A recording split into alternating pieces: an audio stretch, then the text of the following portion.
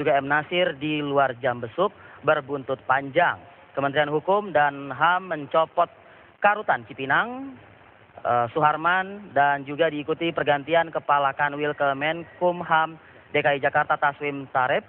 Dan selain itu, Kadif Pemasyarakatan Kemenkumham Hafiludin juga dicopot dari jabatannya. Menurut Menteri Hukum dan HAM Amir Samsudin, untuk mengganti posisi ketiganya, pemerintah akan melakukan uji kelayakan dan kepatutan dengan memperhatikan tes integritas serta kapasitas calon. Ada pernyataan dari Menteri Hukum dan HAM Pak Amir Samsudin terkait juga dengan kartu yang diberikan kepada anggota Komisi Hukum DPR RI berikut ini. Ada satu situasi di mana petugas kami di lapas itu dengan alasan bahwa yang datang itu adalah Komisi 3. Tetapi kita kan memiliki juga aturan ya mengenai kunjungan yang saya kira tidak bisa dikesampingkan begitu saja. Kami mengecek siapa-siapa saja anggota Komisi 3 yang diberikan kartu oleh kebijakan menteri sebelumnya. Informasi yang terakhir, tapi ini masih ingin saya cek kebenarannya, yang bersangkutan ini tidak termasuk daripada anggota Komisi 3 yang memegang kartu itu. Ada berapa? 16 ya. Kebetulan yang datang berkunjung tidak termasuk. Ya, bisa dipastikan mungkin ya Pak Yani ya, bahwa M. Nasir ini belum memiliki kartu khusus begitu. Ya, karena ini kan dikeluarkan, setahu saya pada waktu itu dikeluarkan untuk seluruh anggota Komisi 3. Baik, ya, kan? Saya tidak tahu ada yang kita pada waktu itu kita hanya menyerahkan foto, ya kan, melalui LO Kemenkumham dibuat seperti ini. Tapi di sini ya menggelitik diri saya adalah sangat ironis ya. Maksudnya kasihan juga begitu. Mereka sudah bekerja baik-baik di dalam rumah tahanan tersebut. Hanya karena mungkin ya kartu pas ini begitu ya. Saya anggota Komisi Hukum begitu. Masuk akhirnya jabatan harus melayang begitu loh Pak Yani. Ya, saya kira itu yang harus dilihat dulu. Tahu saya kalau dia tidak punya kan berarti dia tidak bisa memakai kartu ini. Betul. Ke Pak Nasir ya kan. Tapi kan bukan seenaknya juga bisa melenggang keluar masuk di. Ya, yang itu yang harus diproses lagi. Tapi saya mendengar kabar ya kan. Karena sore-sorenya itu sidang Nazarudin, ya kan, dia sakit ya kan, sakit yang luar biasa dan muntah-muntah seperti itu. Ya, mungkin dalam konteks ini, tapi saya tidak tahu itu. Silakan aja, itu urusannya petugas yang menjelaskan kenapa bisa kehadiran itu. Tapi yang saya ingin kemukakan, tadi kan dikemukakan ada CCTV. Betul. Ya kan. Betul. Nah, kalau ada CCTV sesungguhnya saya mendukung apa yang dikemukakan oleh Pak Dindin, ya kan, berarti kan sudah terrecord. Kalau memang guna dalam preventif itu adalah tidak seperti itu. Saya takut ini adalah dalam rangka membentuk opini juga, ya kan, Saudara Denny ini. Karena kan kita lagi mau panggil mereka. Ini kebiasaan nih Komisi Hukum DPR kalau udah kayak gini-gini ada manuver-manuver dari pemerintah, curiga aja bawaannya. Bukan ini tidak curiga, karena kalau proses itu kan bisa dilakukan preventif. Karena persoalan tapi kan untuk menegakkan aturan di sini. Betul, kan kita setuju menegakkan aturan, tapi kan tidak hanya ini. Kalau mau menegakkan aturan ada CCTV kan bisa dilihat seluruh tanah air begitu. Iya dong, seluruh persoalan kita. Apakah persoalannya Nasir saja? Apakah tidak ada persoalan? Menurut Pak Yani seberapa perlu sih sampai harus turun ke? Hanya melihat kabarnya kan hanya melihat parkiran yang penuh begitu. Menurut Pak Yani seberapa perlu? Saya agak kurang yakin. Cuman kan kita agak susah dengan Mr. Lucky ini. Denny ini kan Mr. Lucky Man. Karena soal beruntung.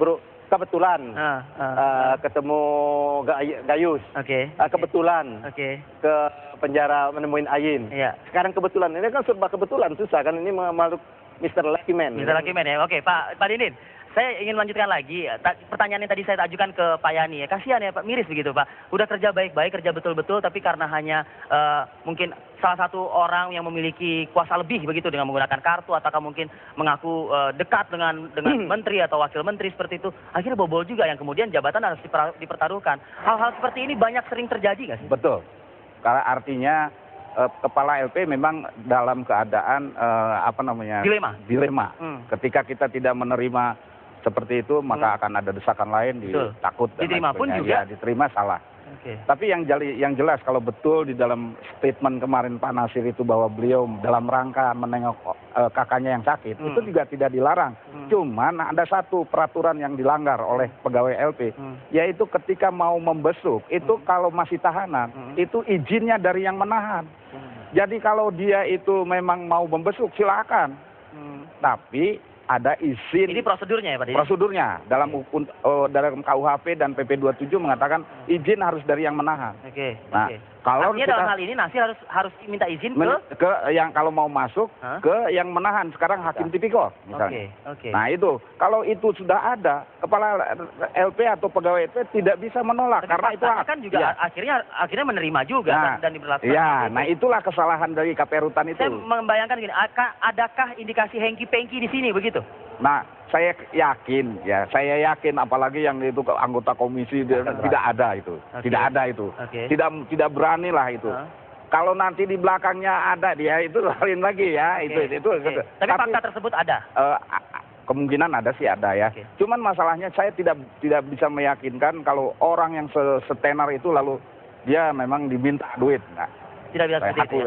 Baik. Kalau kemudian hari akan ada janjinya Wakil Menteri Hukum dan HAM Mas Denny Indrayana di kami di Apa Kabar Indonesia beberapa waktu lalu menyebutkan ya kita tidak akan berhenti sampai di sini. Jadi kami bukan muatan politis di sini karena kami ingin menegakkan disiplin para internal Kemenkumham seperti itu. Penegakan disiplin itu adalah kewajiban dan keharusan dalam kerangka untuk memperbaiki birokrasi. Tapi penegakan disiplin itu ada dilakukan secara internal, tidak mengundang dalam bentuk media. Ini kan media ini kan di samping dia menegakkan, dia merusakkan juga ke institusi kelembagaan ini. Semakin membuat institusi kelembagaan menjadi distrak. Kalau memang betul-betul tujuan motifnya adalah mulia memperbaiki dalam pembentukan itu adalah preventif. Apa yang Pak Yani bisa dia panggil, apa yang paling dia bisa ganti setiap hari. Kalau saya ini ada nuansa politisnya cukup tinggi. Cukup tinggi. Kenapa? Karena dalam minggu-minggu ini juga ada Kumham itu akan raker dengan kita. Menyangkut masalah moratorium yang diambil kebijakan yang bertentangan dengan undang-undang dan bertentangan dengan undang-undang dasar itu sendiri. Nah ini kan hari ini nih kita sidang nih. Jangan-jangan dia ingin membutuhkan donor investasi tenaga, dukungan dari publik, agar kebijakan yang melanggar undang-undang dan melanggar HAM itu mendapat dukungan. Artinya apa yang dilakukan oleh Denny Indrayana kemarin itu sebagai satu alat untuk sidang hari ini bersama dengan komisi. Bisa. Dan saya tidak tahu ini benar atau salah. Ini negatif thinking lagi, jangan-jangan nih. Kita tidak bernegatif thinking. Ini kan ada, saya kemukakan ini kan harus ada rangkaian kegiatan yang harus kita lihat seperti itu. Nah kita kan punya nalar, punya logika-logika hukum. Nah saya mendapat informasi lagi, ternyata ini benar atau tidak. Ini saya dapat ya, dari kawan-kawan, ternyata dari Cipinang itu Mr. Lucky Man ini, Pak Denny Indrayana ini, dia pergi juga ke Pondok Bambu. Di malam yang sama? Malam yang sama, dan itu terusik napi-napi atau para tahanan yang diperlukan. Sudah di cross-check informasi ini? Berapa kali saya mau konfirmasi itu, cuman nggak bisa nyambung seperti itu. Nah, apa yang salah di sini? Toh kan sama-sama mainstreamnya adalah ingin menegakkan. Tapi kabarnya malam-malam masuk ke sel-sel perempuan itu. Nah itu yang nggak benar itu. Salahnya di mana tuh Pak? Loh, orang lagi tidur. Kan dia bisa lihat di CCTV. Kalau dia punya CCTV, ya kan? Nah saya tidak tahu kalau fakta ini benar. Nah kayak ini saya. Kalau fakta informasi saya benar, ini akan masalah besar ini. Karena itu terjadi pelanggaran HAM dan abuse of power yang dilakukan. Sebelumnya Pak Denny pernah nggak sih terjadi hal serupa yang dilakukan oleh Pak Denny Indrayana? Kalaupun tidak Pak Denny, sebelumnya ada nggak sih upaya-upaya sidak seperti itu di Kementerian Hukum? Sidak ada. Cuman masalahnya kalau sudah di di blow up keluar itu juga tidak mendidik karena moral pegawai akan turun. Ya kan? Jadi yang betul itu preventif. Begitu ada orang yang masuk, ya tinggal telepon aja itu siapa yang masuk, suruh keluar. Seorang pasti takut. Baik, kita tahan dulu sampai di situ ya. Kita akan melanjutkan dialog kita ini di segmen selanjutnya dan juga ingin berusaha menghubungi Pak Menteri ya, Pak Amir Samsudin agar kita mendapatkan satu jawaban yang lebih akurat begitu. Kami kembali saat lagi di Apa Kabar Indonesia.